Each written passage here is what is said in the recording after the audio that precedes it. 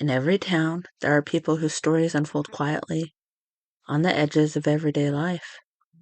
People we pass without speaking, people we notice but never truly know. People who become part of the landscape without ever letting us in. This is the story of one of them, a woman known as Siscelia, a woman who walked the roads of Morehead for nearly a decade, and whose life and death left a lasting mark on an entire community. No one knows exactly when she arrived. Some say 2009.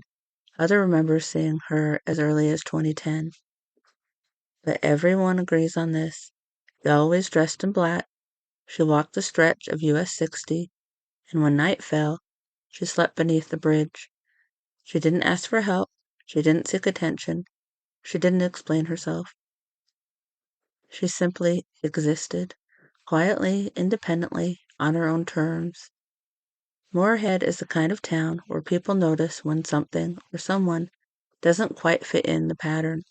Over time, residents noticed her. They offered her food, warm clothes, a ride, a place to stay indoors. Siscelia declined every time, not with anger, not with hostility, but with pride. She didn't like handouts. She didn't want to feel like a burden. She didn't want anyone getting too close. Those who encountered her described her as polite but guarded, kind but private, a woman who carried her dignity like armor. Despite the distance she kept, the town grew protective of her. She became familiar, a quiet constant, a presence woven into the rhythm of daily life. In 2010, she was arrested for giving an officer a false name or address.